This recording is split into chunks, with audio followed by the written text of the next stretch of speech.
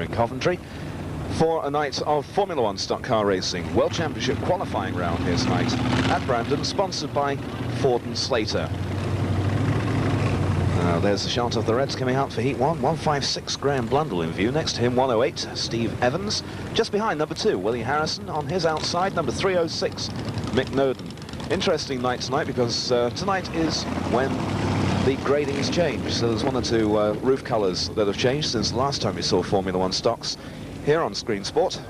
And the starter sending them round. Mick Crocker retaining blue this month. Les Spencer 98, Les Hawkins 285, Gary Castell number 8, and 136 Dave Taylor back up from yellow into a blue roof.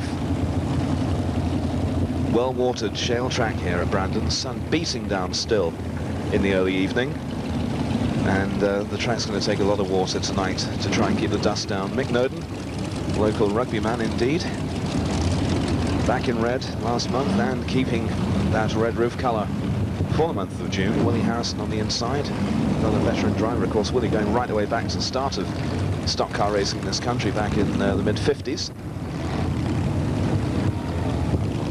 Bobby Burns in a borrowed car you saw briefly. 225 white top at the front, Steve Ferris alongside 329 Stuart Young, and it's Young who has the inside. As the green flag drops, the race is underway. Stu Young leads off from Steve Ferris.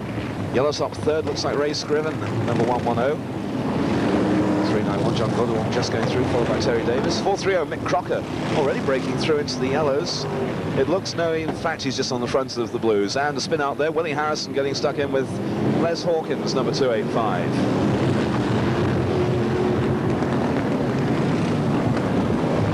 And so it's Ferris there, just having to hold out the challenge of that blue top, Les Spencer.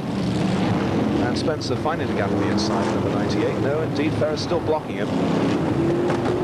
Very bright sunshine here tonight at Brandon. Glorious day here in the West Midlands. In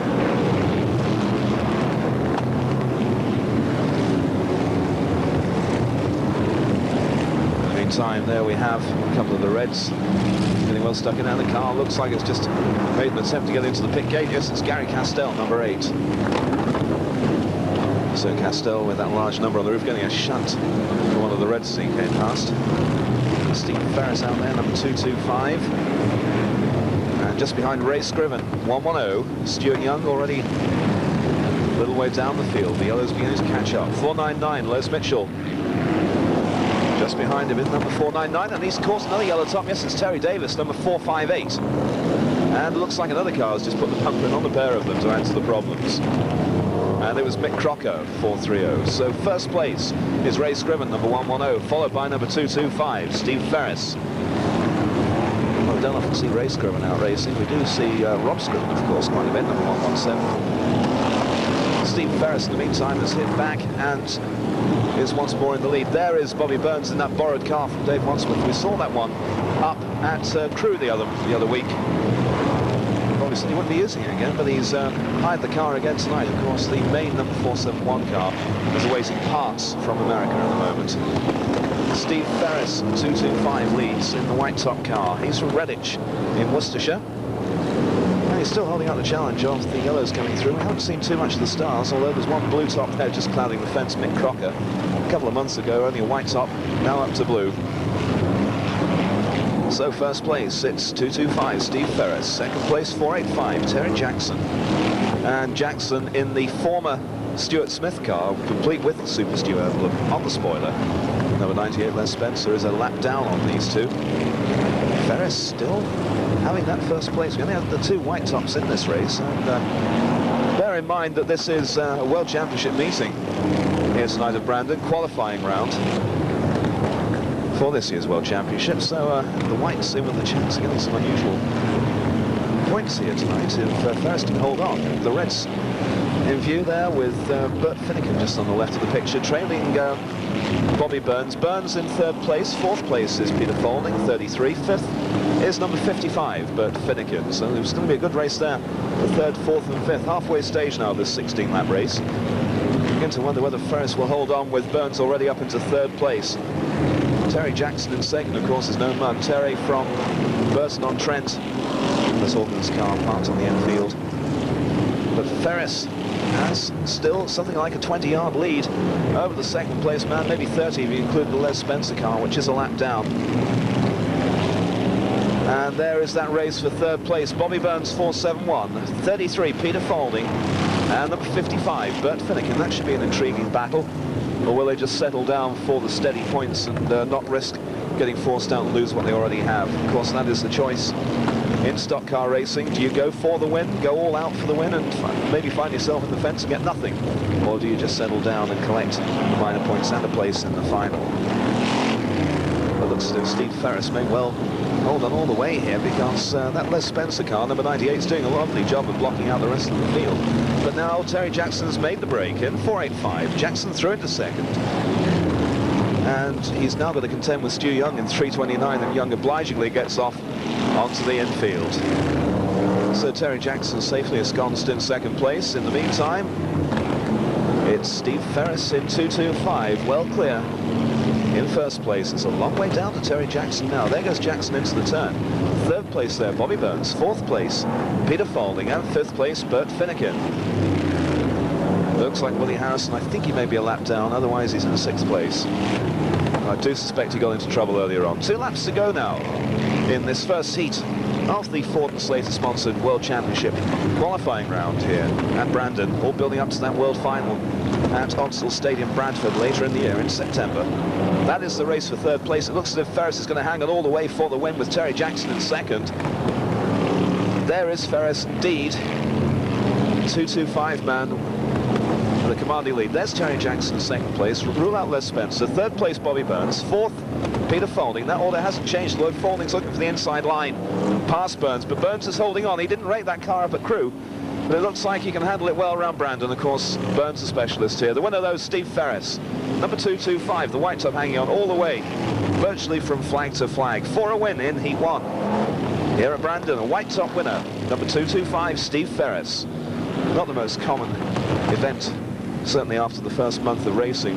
People like Les Hawkins, Mick Crocker certainly went well in that first month, and they moved up to blue after that. But that win for Steve Ferris will take him up certainly at least one roof grading when the July figures come out. In the meantime, Terry Jackson gets a second place in 4.85, and Terry not too far off the top of the yellow tops in the new gradings. And third place going to Bobby Burns, 4.71. Peter Faulding fifth, number 33. And fifth was Bert Finnegan, number 55. We await official confirmation of those and the full top 10 placings in Heat 1 of this Brisker Formula 1 meeting here tonight at Brandon. Well, Steve, congratulations on that win. How many before then? This is the first. There's nothing like the first time, is there? No. It was very worthwhile, because I've just spent a small fortune on rebuilding the engine after the last meeting here at Coventry. And, well, like you say, it's well worth it. How many points so far this year? Because I noticed at the bottom yellow was 9, so you must have something like doubled your points at least, mustn't you? Yeah, I must have put them up a fair bit. That's what I've been trying to do. I held yellow top for most of last season, but I lost it at the beginning of this season, went back down to white. Well, we've just had the new gradings out, and so you've got another month to wait before you go yellow, but that surely will put you into the yellow grade now, won't it, for next month? Yeah, it should do, yeah. Hopefully I'd like to go higher than yellow, but I can't quite afford the money to pour into it. Do you travel much? Because I don't think we've seen you too much elsewhere. No.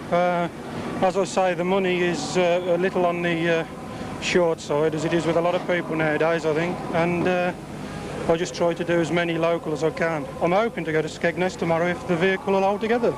The vehicle will hold together? What, the transporter, you mean?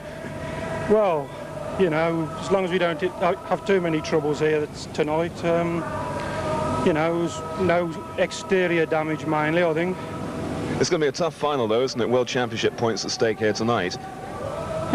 Yeah, I should be out there trying my hardest, but we'll have to see how we do. Well, best of luck, Steve. Thanks very much. OK, thanks very much. Well, as those cars line up in the tunnel for Heat 2, let's take a very brief look at the official results of Heat 1. First, Steve Ferris, 2.25. Second was 4.85. Terry Jackson. Then came Bobby Burns, Peter Faulding, Bert Finnegan, Willie Harrison indeed in 6th place, Steve Evans in 7th, 8th Graham Blundell, 9th Dave Taylor, and 10th number 98 Les Spencer. So Les Spencer was lapped, but still got 10th place, but of course 136 and 98 both are non-qualifiers for the final, have to go through the consolation. Mo Smith coming out, that well-turned-out 51 car. And Neil Pocorn is back to yellow for the month of June. And it looks as if that spoiler's had to be taken off, and it's being put back on. Yes, you can see the nuts being tightened up on the top as the recovery wagon does its best to shield the 74 car from view. And it's good to see Neil back up to yellow for the month of June. In the meantime, 175, Rob Pearce just going past, formerly number 281. Keith Riley retaining red for the month of June, went up from blue in May. Ian Higgins up to red, his first meeting as a red tonight, number 29. Ian Higgins, Captain Chaos. 155, Brian Suplin, he's up to red now, that's disrupted the nice overall paint scheme. 317, Nigel Hardy retaining blue for the month of June. 36, we've already seen his son, now Rod Fowling comes out. And behind him, the man who's back in racing after the discovery of his diabetes, number 100, Harry Smith. And at the back, number 212, Frankie Wayman. He's got a sticker on that spoiler as well. We might be able to pick that up later on and see precisely what's on there. Somehow I get the feeling it's a reference to the Aladdin pantomime that regular Brisker Stocks fans will know about. As we record this, still yet to take place, but by the time you view this, it will probably have already been staged. Now, Frankie Wayman, indeed, in that, I can tell you, by the way, is scheduled to play Chin Down. Aladdin, by the way, is Christine Hopes, and Widow Twanky is scheduled to be Stuart Smith. Hopefully by now, someone up at the studio will have mentioned it after one of these programs that that is precisely going on, so you've probably already been to see it yourself as you watch this. In the meantime, the fence is being done up there on the turn, getting the wire ropes into place.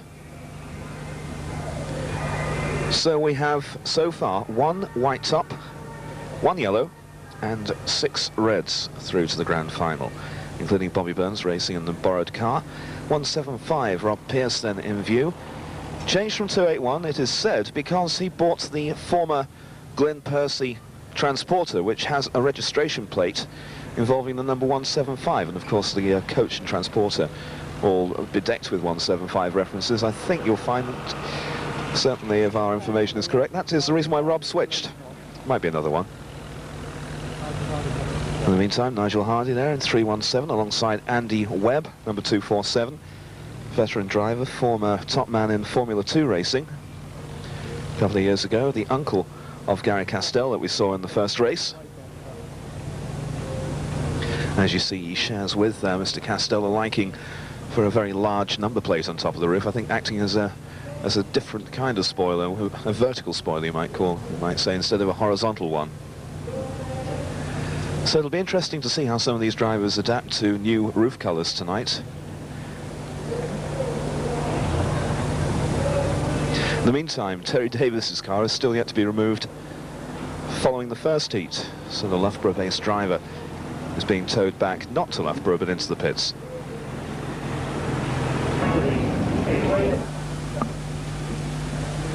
Well, the cars are now on their rolling lap. Brian Suplin up with the reds now after quite a spell at blue, certainly ever since we started covering Formula 1 stocks. Brian from Lincoln, as I mentioned as he came out, the all blue and white car has now been disrupted with a touch of red. I'm sure he won't be too disappointed to have the red on the roof. One man going in a different direction is Chris Paxford, who's moved from yellow down to white and again disrupts a rather nice overall colour scheme. Chris Paxford from Cirencester in Gloucestershire, if my memory serves me right. In the meantime, 3 yellows behind, just a solitary white top. No, indeed, he's got one on the outside, with the logo Turbo Willie on the front of the wing. Well, now, there has been an observation made in the sports magazine, Stock Car magazine, about our attention to Mr. Higgins in the Captain Chaos car. Well, it is not to be denied that an interesting name can capture attention. Of course, we don't want it to go crazy. In the meantime, though, Rob Pearce, again in shot. And there is John Wright, number 128. He's moved down from blue to yellow for the new month, complete with large wing and advert. John, as you can see, based in the Long Eaton area. Nicely turned out vehicle indeed. certainly gleaming in the sunshine. He put a nice coat of gloss on. I'm sure he wasn't too happy with having to put the new coat of gloss on. Rob Scriven on the outside of it, number 117, behind Neil Picorni, 74, Ray Bird, former white top, now yellow, in 46, Alan Long, 219, just behind him, and 248, Graham Atkinson. As you've probably heard before, Graham is one of our viewers, so good evening, Graham. Hope you're enjoying seeing yourself. In the meantime, starter Brian Beat walks away from the cars, looking up at the box, I feel. Well, the rolling lap having been halted, they're now being sent off again. I think they were just lining up, actually. Ian Higgins just hidden by the Brian Tuplin car, complete with that name on the side that's caused a fair amount of comment in the various magazines. But as one writer did say, it does get him noticed, and he's now matching the driving to go with the attention got from the name. I think you'll agree. Up from yellow to blue, and now up to red. And indeed, a good red top at that. Number 18 in the current points chart. Brian Tuplin on the outside of him, just a little higher on 174 points, 15th place overall. Rob Pearce, 175. Looking at the points list, he doesn't appear to be in the top 20, so I think he's retaining his roof colour.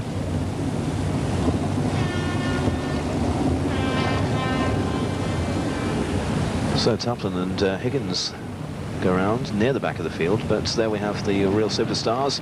Rod Faulding, one of the star drivers, 100, Harry Smith, who has just missed out, in fact, on superstar status this month. Of course, due to the lack of racing at the start of the season. Yellow flags are out, though. Going for another running lap here at Brandon.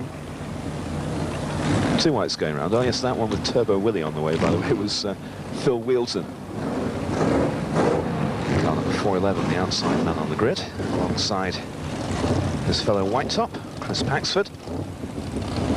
Malcolm Nichol with a very well turned out car there, number 322, complete with the patriotic gesture on the roof.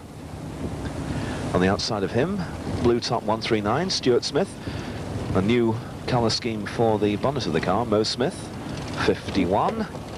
Nigel Hardy just behind. So I think we've covered most of the cars prior to heat number 2 in this Ford and Slater sponsored World Championship qualifying round. Of course, the first qualifying round of the season was up at Skegness in the March meeting that we covered. So we saw the start of the road to Bradford. Now the road starts to gather a little pace here tonight at Brandon as the cars do themselves on the rolling lap, waiting for Brian Beat to show the green flag. As you can see, the sunlight causing one or two little problems in getting the light level matched of the racing, as seen through our cameras. Phil Wheelton goes away, and 459 Paxford was taken out in that turn.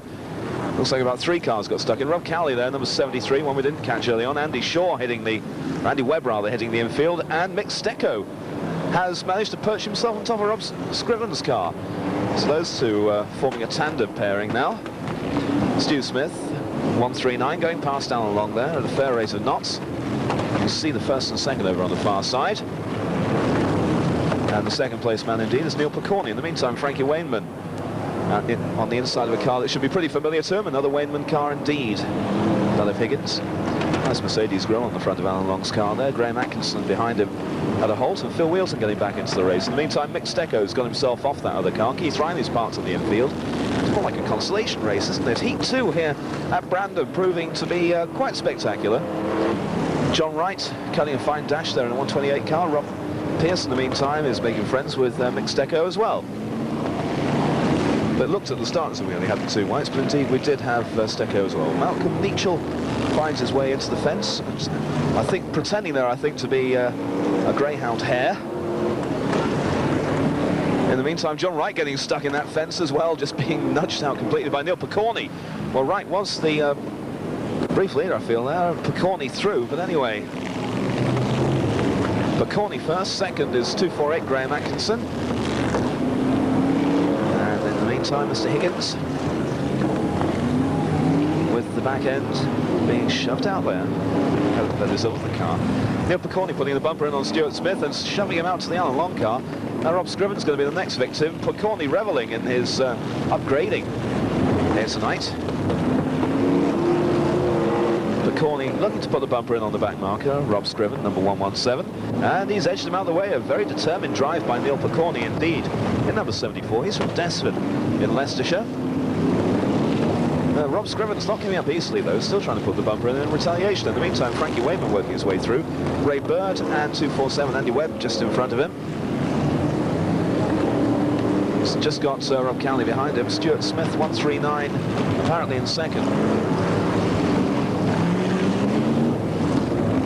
Neil Picorni now in front, number 74. There's Stuart Smith 139 from Chesterfield. Alan Long getting himself into trouble, number 279, spinning out there on the turn. Smith getting past with a few problems, driving out the car pretty fast. And over onto the dog track. And indeed, I think finally was Mick Stecco there. Stuart Smith in the meantime going around the back, 139. Mo Smith, 51, now has got past Graham Atkinson, so Atkinson's dropping down the order now. Halfway stage, flag goes out. Neil Picorni looking good here. Looks like we're going to get a couple of lower order men again getting wins here at Brandon. Does seem to produce wins amongst the C graders, the B graders rather, and the C graders. We had a C grade winner in the first race in the shape of Steve Ferris, the white top. And a B grade yellow top, number 74. Neil Picorni leads in this one. Looking down to second place, Nietzsche, I'm sure, is lapped. Second place is Mo Smith. Third place is Andy Webb. Fourth is Frankie Wayman. Fifth looks like it could be Rob Cowley. There's sixth Ian Higgins. Seventh Harry Smith. Brian Tuplin up there well as well. And number 46 Ray Bird. And that is the point up to which Neil Picorni is lapped. There is Picorni bringing up the dirt on the turn here at Brandon. Shifting plenty of shale in this heat. Number 2. So Neil Picorni looking good for the win here. He's a middle order yellow top. Neil Picorni with 24 points so far this year.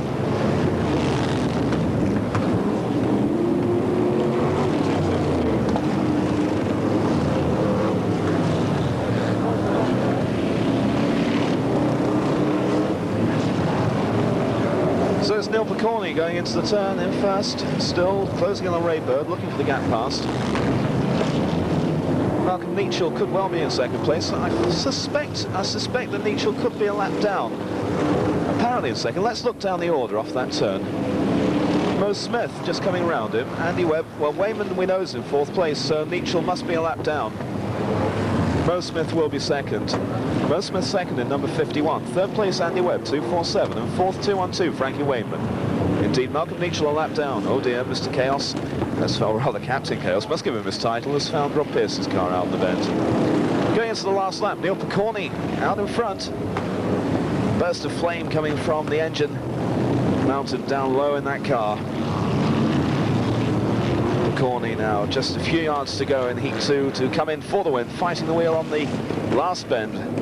Not bothering to go past Ray Bird. It's going to be close though, because Mo Smith's not far behind. Mo Smith second in number 51. So it's 74 first. Neil Picorni second, 51. Mo Smith. Third is 212. Frankie Wayman just getting past Andy Webb at the end to get third place in heat number 2. And fourth place indeed was Andy Webb. So good race there for the yellow tops with Neil Picorni getting the win. And the blue top finally qualifying, the first of the night, Mo Smith. Third place Frankie Wayman, the national points champion, having a marvellous race there with Andy Webb, getting through into that third place. Andy Webb just relegated to the fourth on the final lap. Well, Neil, a win here tonight, is that your first of the year? Not the first of the year, no. It's the first one at Coventry in 5 years, though, you're trying. That's quite a weight, isn't it? Yeah, very much so, yeah. We had a good win, you know, like at the weekend. We won that Dash for Cash at Bradford for £1,000, and we had a good second and a third in the final at Long Eaton, which is the best sort of weekend we've ever had since we've ever raced. So it's quite a good relief, to say the least. Well, you've just come back up from white back up to yellow. You must be... Yeah, that's right, yeah. We think we've probably got enough points maybe just to get into blue anyway, which would be, for us to be another first as well, so that would be quite good. How long have you been in the game now? Well, I've been running for 4 seasons. This is my 5th year this year.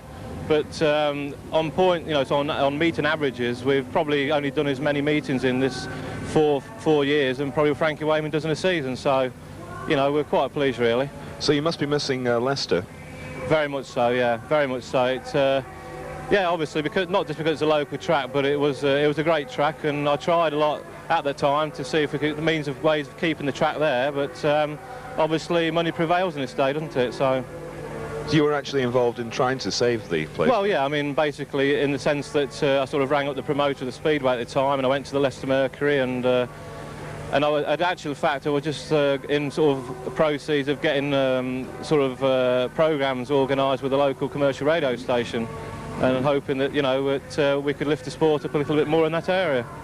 So it makes a nice housing estate now, if anything, doesn't it? Yeah, unfortunately, yeah. You know, yes, another stadium to go to the wall in such a way. Well, it is, yeah. It's I can understand. I mean, obviously, people are in this world. I mean, I'm a businessman, and I'm there to make money and to make a living, and so are they. So, you know, it's a shame for the supporters as well. I mean, obviously, we had a good support at Leicester, probably far better than the Speedway, I would say. But obviously, the money prevails, as I say, at the end of the day. Yes, it seems to have produced quite a few stock car drivers over the years. You look at the list of drivers, and Leicestershire everywhere, certainly over here at Brandon. Yeah, well, that's very much so. And also, I mean, the track itself, I mean, there's been some tremendous drivers that have come there from a local area, and we've got a good local support of drivers as well. But I mean, if you look at the track, I mean, I don't think a lot of people realise that Leicester had been track of the year. I think it was for 3 years in a row. I mean, from the driver's point of view, it was a fast track, it was narrow, and it gave the crowds plenty of spectacle. And that's a selling thing in stock car racing, obviously. Well, sadly, no replacement forthcoming as yet. But on the other hand, no. You've still got Brandon. Yeah, well, it's a great track, this as well. I mean, it's superb. I mean, to be associated with a stadium like this, with Bellevue and now Bradford as well. I mean, hopefully with your help, which I think is a tremendous boost for this sport anyway, we can maybe lift the sport to a higher level. Well, as the cars come out now for heat number 3, let's take a very quick look at the results of heat 2. And yes, there was a slight error in there. Yes, Malcolm Nichol indeed was in the qualifying order. And the result is as follows. First, number 74, Neil Picorni. Second, 51, Mo Smith. Third, Malcolm Nichol, 322. Our apologies to Malcolm there. Fourth, 212, Frankie Wayman. Fifth was Andy Webb, 247. In sixth place, Hurricane Harry Smith. Seventh place, 73, Rob Cowley. Eighth, 155, the Lincoln Imp, Brian Tuplin. Ninth place, number 46, Ray Bird. And 10th was 248, Graham Atkinson. So Ray Bird and Atkinson both miss out, have to go through the consolation. The top 8 qualify for the final. Well, Stuart, the maestro himself, or should we call him Widow Twanky for the evening, maybe. It is a temptation, but there again, don't want necessarily to get on the wrong side of the world champion. At the back of the grid, alongside Dave Beresford, there we have the main group of Reds, Joe Jopling on the inside position on the right in the marquee car, number 452, 354, Richard Ainsworth, just on the outside of him. Dave Mellor in the 304 car, 422, Nigel Wharton, heat and final winner in the first meeting of the season here at Brandon. And there are the two top men at the back. Further up the grid, 327, Howard Davis from Cheltenham, 228, Fred Skinner from Bromsgrove on the outside, or Redditch rather, not Bromsgrove. I got Fred's name wrong the last time we saw him. Now I'm getting his town wrong. In the meantime, the two white tops lead them off as the green flag drops. So this is the third heat of the qualifiers for the grand final, the World Championship qualifier here at Brandon. Bashford getting in the thick of things there in 107. Basher himself.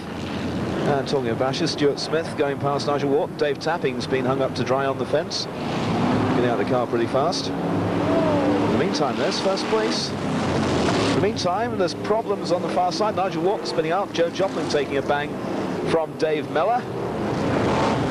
And there's a car rolled over into the fence, and I suspect, we're not too sure who it is. There's a suspicion that it's a red top. I wonder if that could be Ainsworth.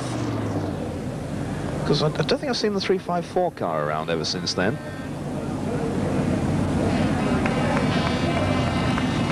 As you notice there, by the way, Pete Bashford's still got yellow on the spoiler, but he's blue top now. John Lander just edging through on the inside, so a chance there for Joe Jopling to get back underway. Let's hope the driver in the overturned car's all right. As I say, well, we can't tell you who it is at the moment, because quite simply all we can see is what you can see, the bottom of the car. Warren Jackson threading through on the inside, number 104. Dan Clark, 203 just behind. The colour scheme of the car looking a bit better now. He's back into red. Of course, this is one of the incentives for drivers to get back to their original grades, is only to preserve the colour scheme. No, it's not Ainsworth that's over. There he is, 354. There's going to be a complete restart off heat number 3 in the meantime. So those drivers that got themselves into trouble early on in that one have a reprieve. with a complete restart of Heat 3. In the meantime, they're attending to the driver.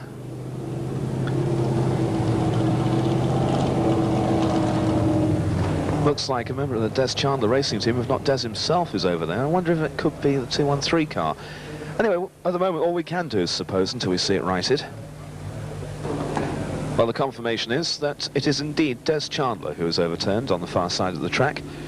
In the meantime, they've got to remove those 3 cars to get ready for the restart. In the meantime, also, they've got to get rid of that tyre that's found its way into the middle of the track, creating a mini roundabout on the exit to or at the entry to the 4th turn. In the meantime, part of the hardware here at Brandon up there, the car they send the Coventry B Speedway team round in after their wins here at Brandon, just on the inside of the track. In the meantime, over comes the 213 car. Beautiful view there of the latticework construction of the Formula 1 stock car chassis. They're going to have to move Jopling out of the way to get the 213 car over, and there it is. Well, Bobby Burns said he'd be a spectator after the recent crew meeting. Well, it looks like he's determined to be a spectator out on the terraces there. But, of course, apart from spectating, has been racing and, of course, made the final out after Heat 1. In the meantime, of course, going in Heat 1, he has plenty of time to settle back and watch a few races before the final comes up, and that indeed he's doing here. Burns very much a track specialist here at Brandon. And indeed, on the current position, he's 4th place in the Brandon Track Championship. Incidentally, Nigel Wharton leads. Stuart Smith is 2nd, Rod Faulding is 3rd, Bobby Burns 4th, Bert Finnegan 5th, Dave Mellor 6th, Frankie Wayman 7th, and Peter Faulding 8th.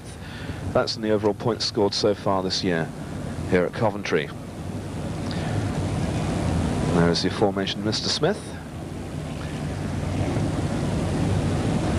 And talking of Burns, we've seen Bobby Burns, now here's Kevin Burns from High Wycombe. He can cause 1 or 2 little problems now and again. I do remember last time we saw Kev, he suddenly appeared on the track from the centre green right in front of the leader.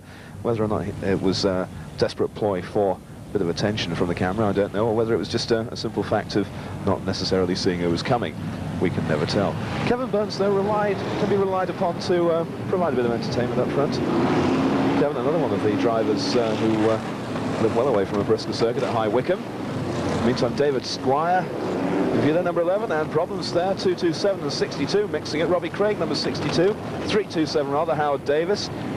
Richard Ainsworth and John Lander getting to know each other there. Also parked up is the Des Chandler car in the background. They couldn't get that back underway for the 2nd attempt at Heat 3. In the meantime, Kevin Burns is 1st, 2nd is Robbie Craig, 3rd is Howard Davis. Pete Bashford coming through in the blue top. Nigel Wharton getting through that field, and so is Stuart Smith. Dave Beresford's got the jump on him though in car number 260. David Squire taking the shortcut via the Brandon turf in the middle. Howard Davis now making the challenge for the lead past Kevin Burns for 1st place.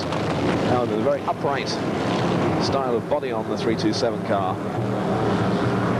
Little wide on that bend. 2nd place Kevin Burns. Dan Clark getting edged out wide there by and clouting Nigel Wharton as he came back in. Looks like Dan Clark's carrying a sticker for the pantomime as well. Meantime, Stuart Smith driving hard underneath Clark, and he is just following Beresford round at the moment. I don't know whether he's going to knock Bez out of the way, or maybe he's just using him as a bit of guidance as Beresford knocks him out of the way. Smith follows him through. In the meantime, Nigel Wharton looks like he's going to be the next victim, but Smith just edges him wide. There's the race for 2nd and 3rd. Pete Bashford 2nd, Kevin Burns 3rd, so the Southerners in 2nd and 3rd place, the man from Brentwood and the man from High Wycombe. In the meantime, a real true northerner, Stuart Smith from Rochdale, past Murray Harrison. He's now dropped Beresford. Oh, getting well involved there because number 97, Murray Harrison, is doing his best to learn how to drive the Stuart Smith way, I think, by trying to talk to him as he goes round. In the meantime, Dave Mellor is taking very little interest in it. He's busy chasing a tyre. Robbie Craig on the inside of that group there, number 62, I think you'll find, yes, and becoming a sandwich between the marquee car and Murray Harrison's car of Joe Jopling. Plenty of action coming up in this one as well. Well, Nigel Wharton, after escaping the challenge of Mr. Smith, is in 3rd place. And Stuart now hunting a couple of yellow tops. There's Pete Bashford just holding off the race leader, Howard Davis. And Pete Bashford out 1st, I believe, now. It's Bashford has indeed broken through to first place. Mellor just coming back onto the track in 3:04 across the bows of Bashford. And Stuart Smith's found his way into the fence, and he doesn't care how he gets out of that. He's going, I think he must be a little angry there. He seems to be trying to get back into the race by just trying to get rid of Robbie Craig. In the meantime, he seems to be trying to getting onto the dog track. Stuart Smith finally reversing out of it, after I think maybe giving Robbie Craig a couple of ideas of what he thinks of him. I don't know. Certainly giving Craig some hammer, and indeed Smith pulling off. I think he's bent something there. Certainly the side of the car looks well bashed in. Stuart Smith now a spectator on the infield.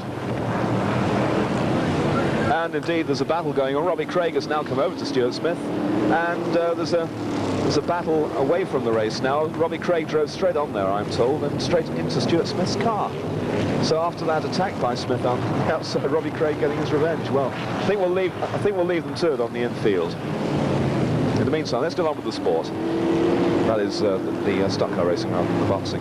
Peter Bashford past Dave Mellor, 3:04. Dave getting in the way slightly of the race leaders at the moment after spinning out earlier on. So first place it is Pete Bashford. Second it's 422 Nigel Wharton. Third place is 260 Dave Beresford. Brian Beat puts out the signal for Bashford, confusing the issue slightly by retaining the yellow on the side of the wing. I'm sure you can see why though, it's very nicely painted up there, but of course the rest is blue now with his advance up through the gradings. That's the race for the second place, and Nigel Wharton obligingly spinning out wide there, but Beresford can't take advantage as Wharton recovers in time, past the lapped 492 Kevin Burns. There's the gap between first and second. You saw Bashford disappearing out of the picture. Good race for second place here. Wharton in second, Beresford in third. These two red tops battling it out here in the Brandon sunshine. I think Beresford's found the gap there, but Wharton's got the speed on the outside. Beresford now resorting to some use of the bumper. Wharton going on a wide outside line. Beresford, though, has finally found the gap, nudges Wharton out of the way and through into second place. So a fair old battle going on there between Beresford and Wharton.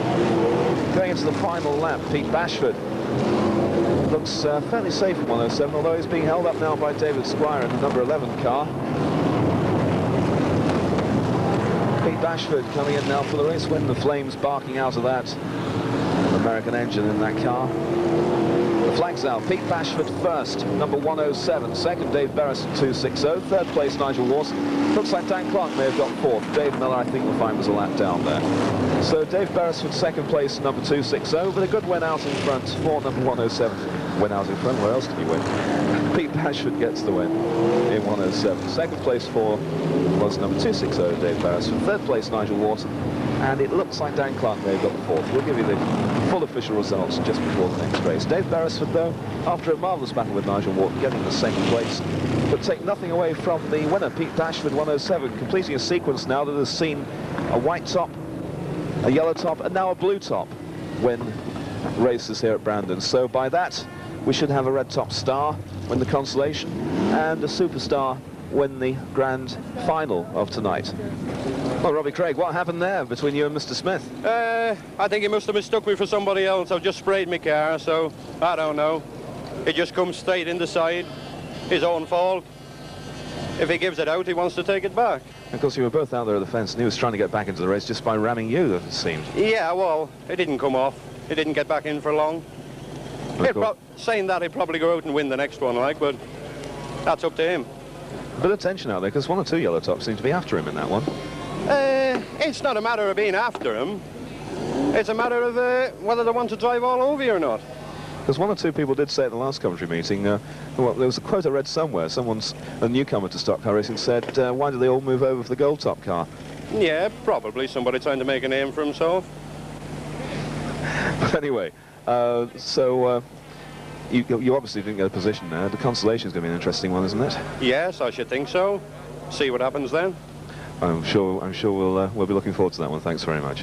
Thank you. Well, before I give you the results of Heat 3, I can tell you there has been a revision to Heat 2's finishing order. Malcolm Nietzschel, indeed, was on studying the lap charts, has marked down the order, and indeed the result was amended with Frankie Wayman moving up to third place, all the other cars moving up one, barring Graham Atkinson, who remained in 10th, with Malcolm Nietzschel 9th.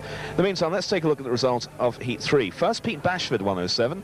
Second was Dave Beresford. Third, was Nigel Wharton after a marvellous battle with Bez. Fourth place, 203, Dan Clark. Fifth was Howard Davis. Sixth, Mike Shirley. Seventh, Joe Jopling. Eighth, Murray Harrison. Ninth was 228, Fred Skinner.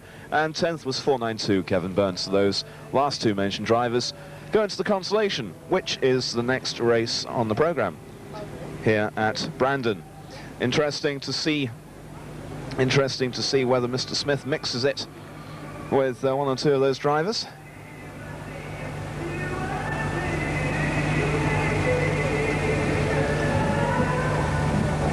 Now, Robbie Craig was saying that he thought he might have been mistaken for another car by Stewart. Now, Murray Harrison was giving Stewart plenty of stick earlier on. Murray, though, just got into the final in 8th place, of course, in Heat 3, so he won't be coming out in this one. In the meantime, Stuart Smith has got problems with the car in the pits. Ian Higgins acknowledging the mention that he's getting. Yes, there'll be another fiver in the post tomorrow, I think. Richard Ainsworth just behind, 354, coming out before the lap. And the track staff here are always so superbly marshalled, just stopping John Lander before he comes out as the track preparation continues, and out they can go now. John Lander 23. In the meantime, the sun is down and we've got a replacement up there. So while that stand-in observes the racing, the man in the moon showing up pretty well there tonight. A full moon almost. Well, we've already seen maybe a bit of midsummer madness here tonight. Interesting to see whether anyone's going to be getting a little hairier tonight.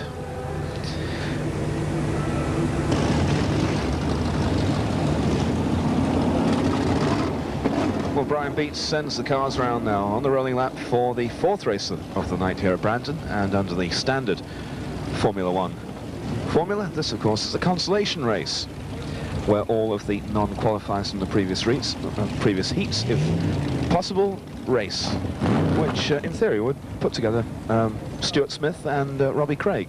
But Stuart's got an oil pressure problem in the pits, apart from, I think, also a blood pressure problem. After that little battle with Robbie Craig, he's not going to take part in the consolation. So the cars going around now on this rolling lap. Des Chandler in view there, number 213, had the rollover, of course, in an earlier race, no, so previous, but it was an earlier race, of course. Des Chandler. 322, Malcolm Nietzschel, indeed, after being marked down, after studying the lap charts, has to go on the consolation. Taking his place was Ray Bird. John Lander, Des Chandler in view. The green flag drops. It's 329, Stuart Young away. Chris Paxwood second.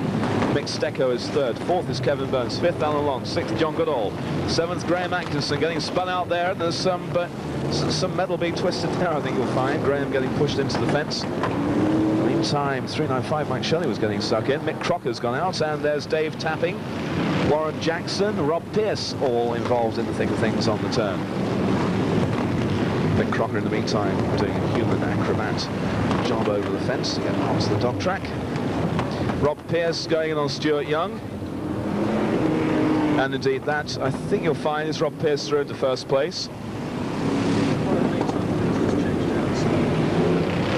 Rob Pearce through into first place. Stuart Young second, did 329. And Stuart Young's managed to find one of those cars. And indeed he's got a flat tyre, hits the side of the car, and I think that speaks for itself. In the meantime, the list of cars piling up on the pit turn is increasing, or indeed that's the, yes it is the pit turn. 391 John Goodall, the latest victim. That's a famous racing number. Of course, it used to be carried by the present number 1 driver, Stuart Smith. So a long view down the dog track and onto the stock car circuit.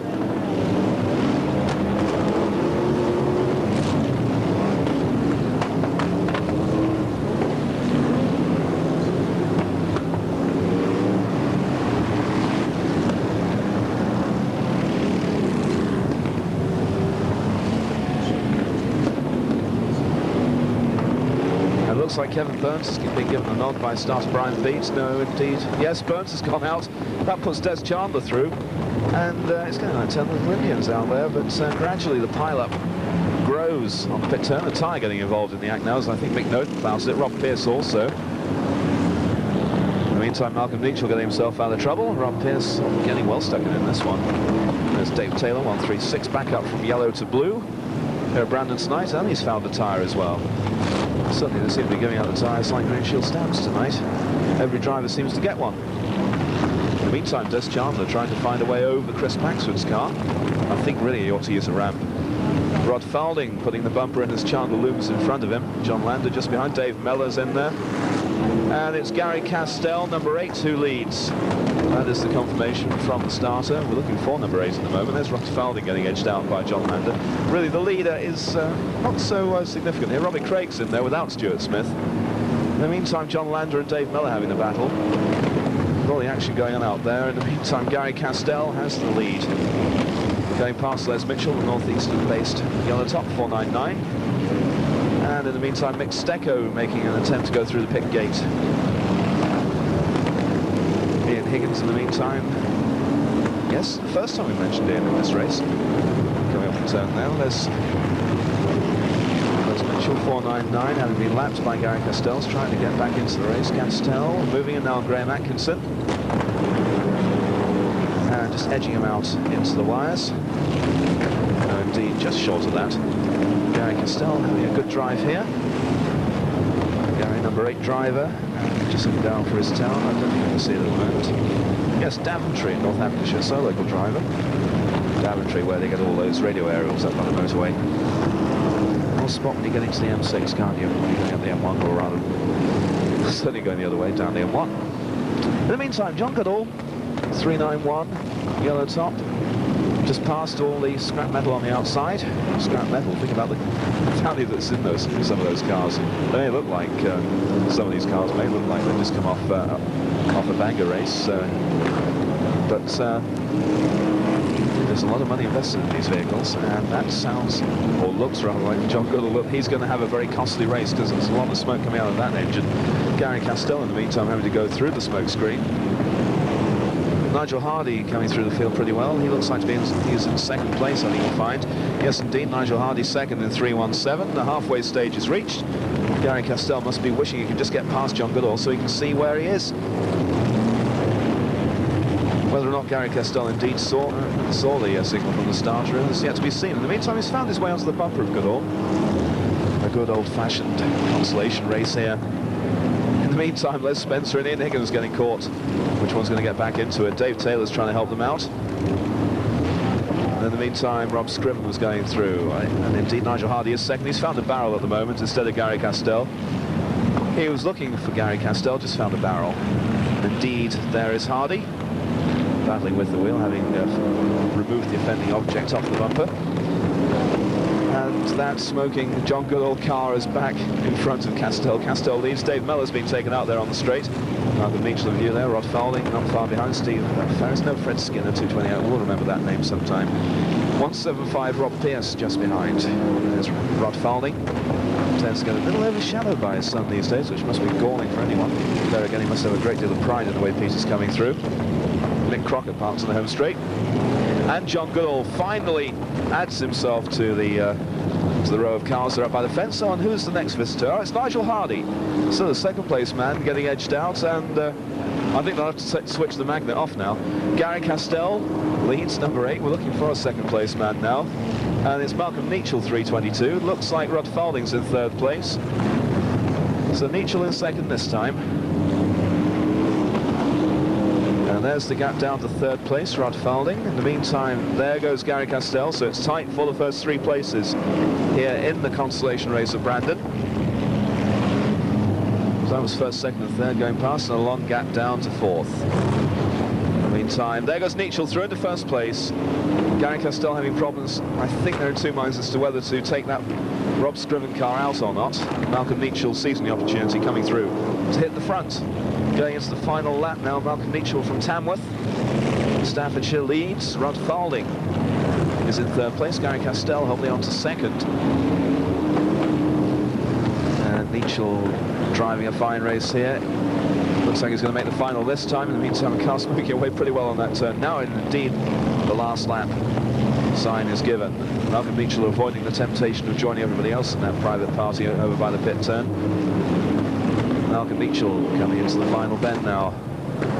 Beautiful study of a Formula 1 stock car at speed, broadsiding it round the turn. Malcolm Nichol wins, 322. Second, Gary Castell, number 8, third Rod Falding, 36. They all make their way into the final quite comfortably, and the red flag going out very, very strongly there by Beat. He seemed to be, he seemed like he was almost going to let it go there for a moment. Malcolm Neachell comes in for the win then in the consolation race, joins the other 24 cars already qualified for the final. And indeed, I think, yes, we have the top 6, yes, top 6 qualify from the consolation for a 30-car final. Gary Castell second in number 8. In the meantime, a driver involved in that pile-up, getting attended to by the medical team and the fire team. 317, I think you'll find, in this Nigel Hardy. Nigel from Huddersfield, I think, if my memory serves me right.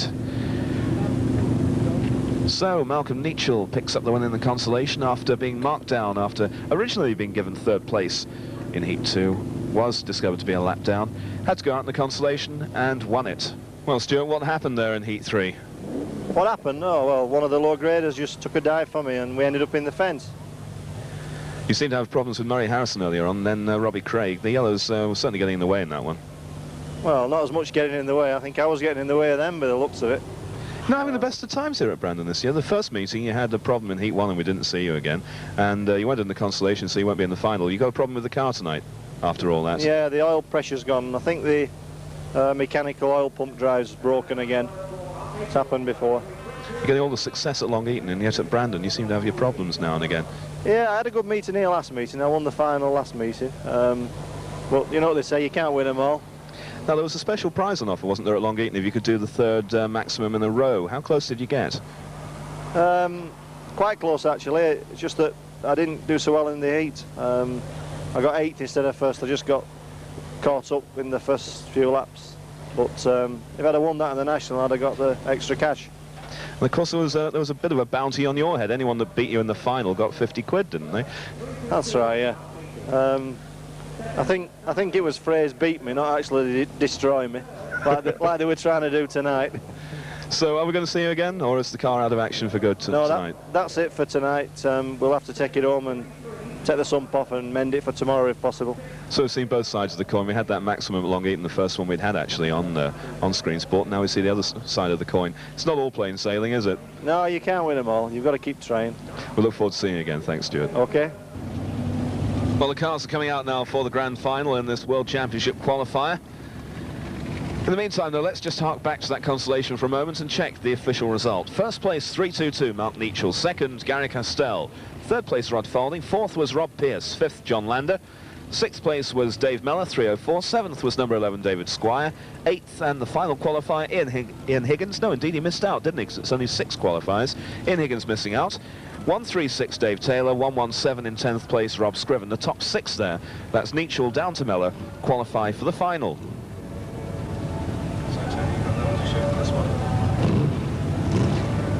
And Willie Harrison in view there. Pete Bashford lining up in his place. This Formula One World Championship qualifying round here tonight at Brandon, coming to the climax now with the staging of the grand final. This meeting sponsored by Ford and Slater. Well, there's Gary Castell, who had that win in the consolation. There's Harry Smith, number 100. He qualified in 6th place in Heat 2 behind Neil Picorni and a few other cars. And just before the cars get on their way, just to give you a bit of information about the sponsors here tonight. Ford and Slater, they're Leyland Trucks dealers. They supply the entire Leyland range from Freight Rover to the Road Train or the Cruiser, the whole thing. And they're based, in fact, in Leicester. So another harkening back to the old days of Leicester Stadium, sadly missed these days. 46, Ray Bird coming out onto the track as the gate is put together. Murray Harrison then, number 97. And quite a set to Mr. Smith earlier before Robbie Craig copped it off Stewart.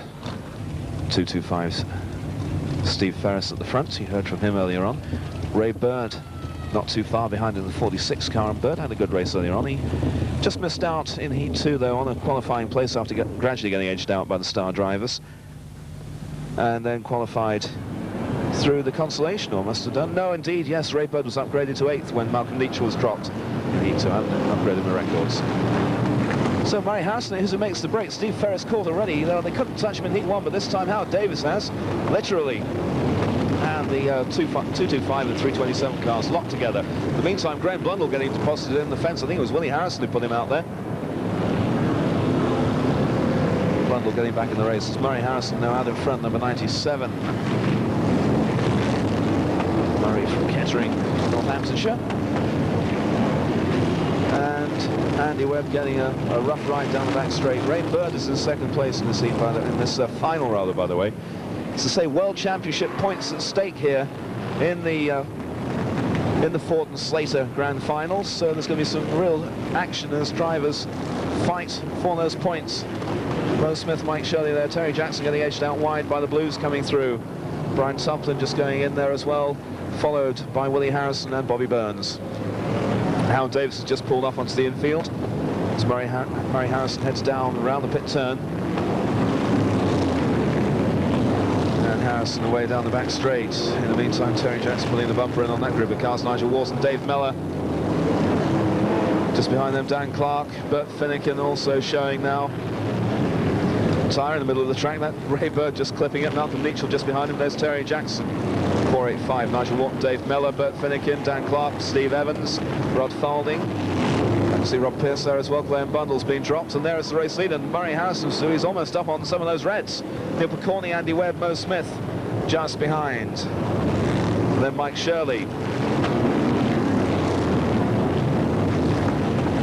And indeed it looks like Mike Shirley may be a lap down, because it's Murray Harrison first. Second is Neil Picorni, third is Andy Webb. There we see him coming through. Brian Tuplin leading the Reds down there. You see some superb lights here of Brandon in the background. Turned night into day here. Mo Smith indeed is third. Steve Evans going wide there. Rob Pearce can't capitalise on the inside, but one man who has is Beresford. 260. Graham Blundell's found the fence again. I think you'll find Terry Jackson's parked up on the infield as well, by the way.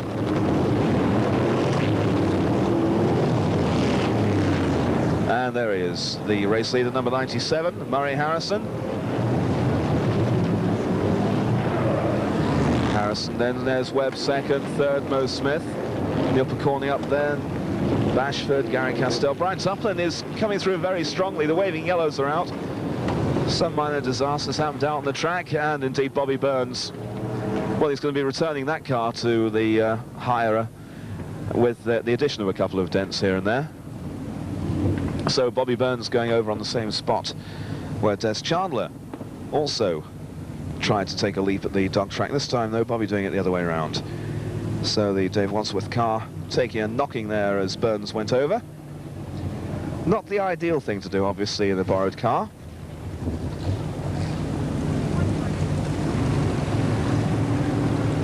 So there is the race leader, Murray Harrison, going round on what is now another rolling lap and being brought to a halt by the starter Brian Beat. In the meantime, Dan Clark can't do much with that barrel underneath. The wheels aren't touching the ground. So waiting for this race to be restarted. It's gone far enough not to be restarted again right from square one. Well, Bobby Burns walks away from the scene of the crash, and the attempt to race the borrowed car tonight coming to grief there with that rollover. Frankie Wayman's parked up on the infield as well, so the national points champion won't be getting any points for the World Championship here tonight. And so that's both the gold and silver cars having their problems here at Brandon.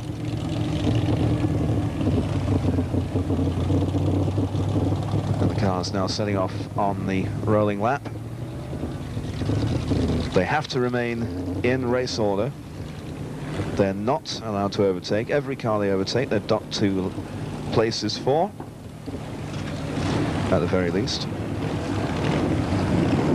Bert Finnegan there, Rod Falding, Dave Beresford, Rob Pearce. At the back, Steve Evans, 108. So that's 97, 247, 51, 395 is a lap down. 74, Neil Picorni just behind him. Pete Bashford, 107 in view just behind Picorni, and Gary Castell not too far down either. There's Andy Webb, though, pushing Harrison out of the way. Beautiful piece of stock car driving, shoving Harrison into the wire ropes, and Andy Webb leads, number 247, Neil Picorni. Trying to hold off the challenge of Pete Bashford, Gary Castell not too far behind. We're not getting too much of a challenge here from the Reds. It does seem when you come to Brandon that you don't see the stars coming through for the wins too often. Webb first, second, Mo Smith. The halfway stage of the race is now reached with the Union Jack flag going out. That's 2:47 from 51. Here in the grand final, the Ford and Slater sponsored World Championship qualifier. And that flag will be withdrawn now as Andy Webb comes down. No defects being held out for the cars that are a lap down. Webb first, Mo Smith second in number 51. Further down the field, Malcolm Mitchell getting edged out by Bert Finnegan, Rod Falding and David Beresford going around there. There is the race for first and second though. Mo Smith from Aveley in Essex, trailing Andy Webb out in front, number 247, Andy from Daventry in Northants. So it's Midlands against South here in the grand final. Looks a fair way down to third place past those two cars. Indeed, it's something like a quarter of a lap at the very least. And maybe we'll get a shot now off the third place. Shirley, I remind you, is a lap down, so I think Bashford will be third. Fourth, Neil McCorney. Rob Cowley up there. Dave Mellors coming through the field. I think we've got to watch for that 304 car now. Not too far behind Mellor is Bert Finnegan in number 55. Webb and Smith having an absorbing race, and also further down Bert Finnegan having quite a race. Smith, though, trying to keep up the stock car tradition of the name Smith and Stewart out of things. Trying to go through on the inside of Webb, but Webb holding on. Now can Smith put the bumper in going into the turn? Bert Finnegan just in front of Brian Tuplin now. Smith's got the gap, or has he? No, he's going to spin there. He just lost out. Andy Webb coming off the turn, must be coming into the closing stages of this race. Of course, the grand final raced over 20 laps. And Smith trying again. He's trying to force Webb wide, and he's got the gap this time. Mo Smith through. So Mo Smith hits the front in number 51. Second, Andy Webb, 2:47. In tonight's programme, by the way, they're going to the last lap. In tonight's programme, Charles Ochiltree did mention that the next step for Briscoe, now that things seem to be settling down again, is to try and re-establish in the south. Well, when you see some of the drivers going to come up to the Midlands to race like Mo Smith, it does make you think what things will be like in the south. Andy Webb, though, still chasing, and in the meantime, Murray Harrison going through the middle of them. Last lap board indeed going out now for Andy Webb.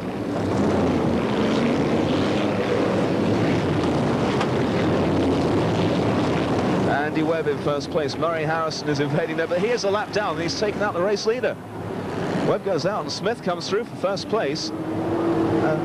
That is now the last lap board coming out. So Murray Harrison, according to the scoreboard here, I thought Harrison was a lap down. It looks like he took out, well, he certainly took out Andy Webb there, the race leader, after forcing his way past Mo Smith, desperately trying to get up into the frame. But there's the checkered flag for Mo Smith. Number 51 had a bit of help there from Murray Harrison. Looks like Bashford may have got second. Third place, Dave Mellor in that basis.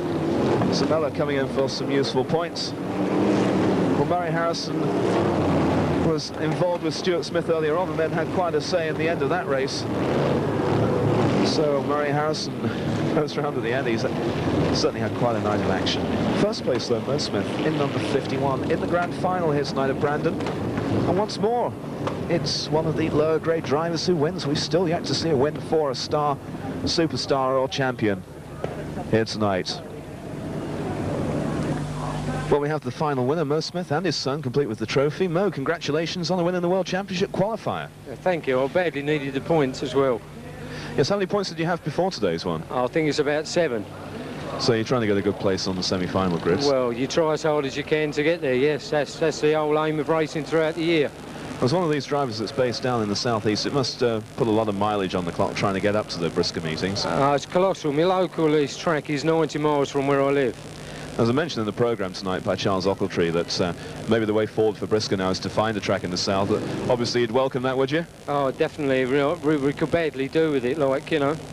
What brought you into Briscoe racing then? I started with Formula 2s 14 years ago. Done 2 years Formula 2, then swapped over to Formula 1s. And of course, in those days, there were Briscoe tracks in the south, weren't there? Oh, yes, we had a lot, but unfortunately, they've all gone. What were they, by the way? We had Snetterton, Brands Hatch, Rayleigh, Lyddon Hill, Mallory Park, and like they've all just gone, like, you Of course, know. a couple there laid to rest now. And West Ham, of course. Yes, a couple of those gone. I remember raiding myself. That was my old local track. That's right. Well, Crayford's gone as well. Like, that's just been closed. I forgot that one, but that's just been closed. A supermarket there. Sadly, we lose our stadiums, don't we? That's right. The thing is, I suppose, like, they're only used once a week, and the rates must be colossal, I should imagine. You're going to keep plugging, though, and hope for maybe a bit more local travelling in the future. Well, I'd like to think that there was a sort of a sort on the horizon, but we haven't heard no news. We just hope there is. Now, going back to the final tonight, there was quite an end to that race when Murray Harrison suddenly loomed in from nowhere. That's right, yeah. Unfortunately, I should have been more forceful with Andy Webb and buried him like he tried to me.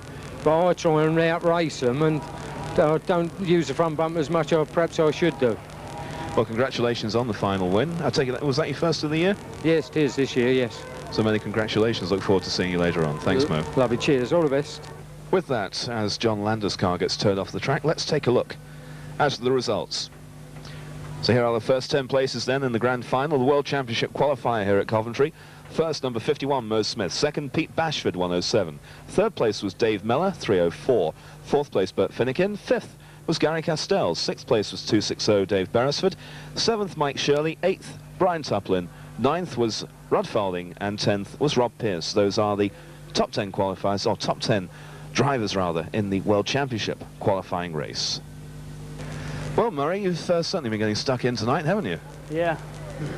Matter of having to, really. What happened in that last race? Because you suddenly appeared there between the first two. Well, he put me away a bit hard from the word go, like, when he caught me up. And it just so happened that, you know, he'd come back in there and a little way away from him, but the engine weren't running too well. I got a bit of a misfire, but it seemed to clear itself. You had Stuart Smith in a bit of trouble earlier on as well, didn't you? Well, that weren't really intentional, but that's stock car racing, really. That's it. So if someone gets you behind and you end up on someone's car, there's not a lot you can do, is there? Not a lot, no. once you get that bump from behind, you're just going to hang on and hope, haven't you? Yeah, well, he didn't seem to throttle off once I was hooked on him, so, you know, there weren't nowhere for me to go, really. I was hooked totally on him. Well, thanks very much. Okay. Harrison. Thank you. Bye. Thank you.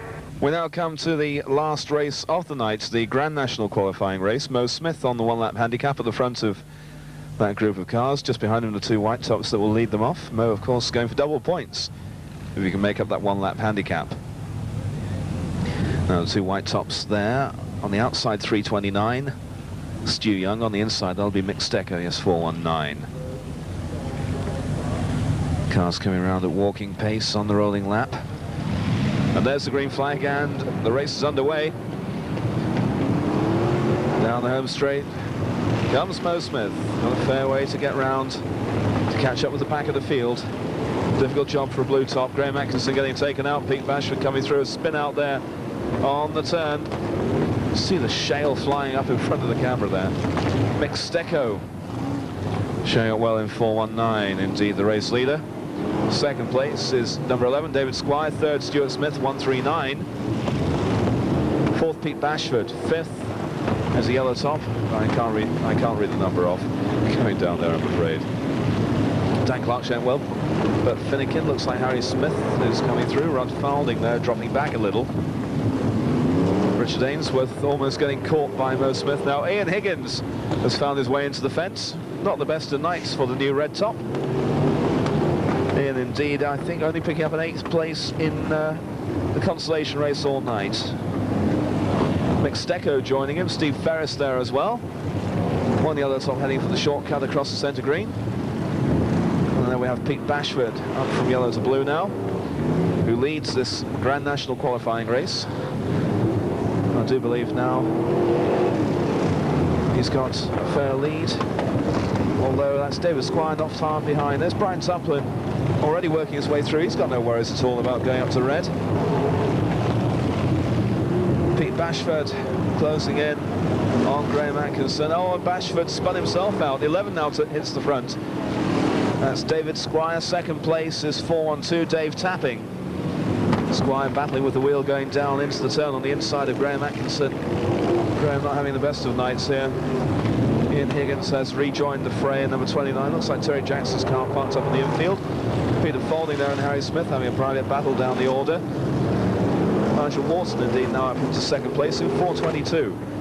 Well, knowing how Wharton goes around this Brandon Bowl, you can't rule him out. A chance of getting past David Squire. Warren Jackson's car abandoned on the infield there. In the meantime, Harry Smith and Peter Foley have their battle there. Mo Smith just up behind them, having made up the best of that lap. Handicap, there's David Squire, Nigel Wharton second. A little further down the field there, we have Messrs. Foley and Smith, two Smiths side by side indeed. And Mo's past Harry. And in the meantime, Wharton's through into first place. I think you'll find there. Going through on the inside of Mick Stecco. And looking to put the bumper in on Richard Ainsworth. Edges out the Ulverston driver, but Ainsworth is clinging on. Determined not to go a lap down, but it's the lead to Nigel Wharton in 4:22. Having his own battle there with Ainsworth. Looking now for the second place man. That is still David Squire, although Bashford seems to be coming up again. And indeed Bashford is second behind that race leader, 4:22, Nigel Wharton. Wharton just about to lap Ian Higgins there. There's second place Bashford. And a second place in the final, looking for a second place in the Grand National as well. And he's doing quite well in his move up from yellow to blue. The extra handicap, no problem at all, it would seem, to 107 driver. Wharton in the meantime going through the back markers with relative ease. And the finger goes out from Brian Beats for Nigel Wharton from Shenstone in Staffordshire. And Bobby Burns has made it through into third place in that borrowed car. Nigel Wharton first. So Wharton off the turn. Let's look now at him going down the straight. He goes past Les Spencer. The halfway flag is out. There's Pete Bashford second. Bobby Burns third. 471, and Harry Smith's found his way into the fence. He's brought down part of the Speedway safety fence there, the chain link fence. Dave Beresford coming up through the field, but Finnegan is fourth in number 55. Stu Smith 139 and Gary Castell number 8 parked up on the infield.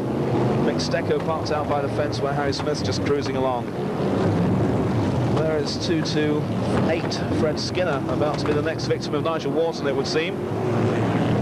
Looking down the order, there's the race between Finnegan and Burns. That would be the race for third place. And Burns is deposited out wide as Finnegan comes through, the new British Drivers' Champion. That title won at Northampton not so long ago. So Finnegan now with a chance of mounting the challenge on Nigel Wharton. We've yet to see a red top win. Looks like Wharton's going to do it in the final race of the night, the Grand National qualifying heat. Wharton down into the pit turn. Let's look for that second place car. And Ian Higgins is lapped, so that's Pete Bashford in second. Third place is Bert Finnegan. And Mick Stecco's car taking a hammering there from Dave Beresford as he came through. I think Beresford is in fourth. Although it might be that blue top. But Nigel Wharton still having no real threat here. It's Pete Bashford second. Third place Bert Finnegan. Those are the top three placings in this last race of the night here at Brandon. Les Spencer getting taken out by Dan Clark. Mick Stecco getting clear of the car, having his problems getting over the speedway fence. It's designed to stop bikes, not for people to climb on, I think is the answer. Here again, how else do you get out of the way? Speaking of speedway, just had the exclusion lights in view there. Nigel Wharton going down into the top turn. Bobby Burns 471 car abandoned on the infield. Dan Clark about to be lapped if Wharton can come through. Wharton first. Bashford is second. Finnegan is third. And Beresford is fourth. So plenty of talent up in the top positions in this one. They've waited a long while. It's the sixth race of the night, to be precise. But finally, those Reds are showing up. Although Ian Higgins is having a rough time in his first appearance as the star driver. Going into the closing laps now, Willie Harrison. He's not scoring that many points in the meetings we've seen, picking them up quietly. Obviously, after last year's heart attack, he must be a little concerned about getting too involved. There again, all credit to the driver, they're still competing. Mind you, Willie is picking up the points here and there. He's, with 2 laps to go now, Willie is second in the blue top list. In fact, number 22 in the points chart, but retains Reggie's like a meetings. Willie 138 points, maybe he's scoring them when we don't have the cameras about. Going into the last lap now. 4:22, Nigel Wharton. And second place Bert, or rather Pete Bashford, Bert Finnegan trying to put up the challenge here. And it looks like Wharton is going to get the win. Finally, a red top comes in to win a race here at Coventry. Nigel Wharton picks up the checkered flag for first place in the Grand National race. Looks like Bashford got second. So that's Wharton first in 4:22. Pete Bashford second, 1:07. Third, Bert Finnegan in 55. And I can presume that Dave Beresford got the fourth in 2:60. So that's it. The end of the night's racing here at Brandon as the cars gradually wind down on the post-race rolling lap. And so Nigel Wharton goes to the start line to pick up the checkered flag and the trophy, donated by tonight's sponsors, Ford and Slater, Leyland Truck Dealers from Leicester. Our thanks to them for their sponsorship of stock car racing.